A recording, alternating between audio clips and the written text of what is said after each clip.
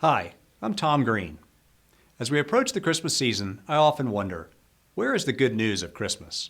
This is the season of heavy traffic, growing to-do lists, and unpredictable weather. If we're honest with ourselves, we often let anxiety, frustration, and impatience extinguish the light of the season. Just a few days ago, I was driving through Rabun County, Georgia, on a Sunday afternoon. I saw a group of people gathered on the roadside. They were shouting and waving American flags. What started as a small group grew larger.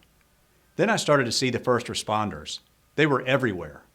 2 fire trucks hoisted a giant American flag over the highway. Finally, after about 10 miles of fire trucks, ambulances, and cheering crowds, my curiosity got the best of me. In an extremely uncharacteristic move for me, I pulled off the highway. I picked out a woman in the great crowd of witnesses to this parade. "Excuse me, ma'am, I've been driving for about 10 miles.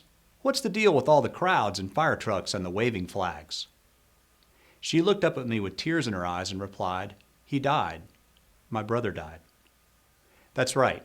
Out of the thousands of people lining the highway, I randomly chose her. Her name was Cheryl. We chatted on the roadside for a few minutes. I reached out and touched her gently on the arm and offered my condolences. In that moment, I felt the Holy Spirit pass between us, and for a brief moment, our physical presence leaned into the spiritual world.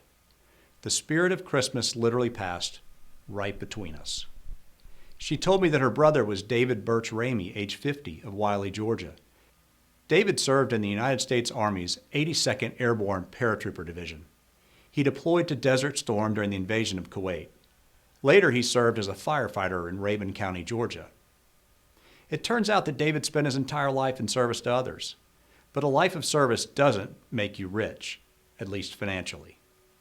So with a few phone calls and the help of some very generous friends, we cleared up David's funeral expenses. It was a small price to pay for a life of service to others. See, I think the good news of Christmas is all around us. The Holy Spirit dwells among us. He's in the most unexpected places as long as we are willing to stop and pull off the highway and talk to a stranger on the roadside and open our hearts to the spirit of Christmas.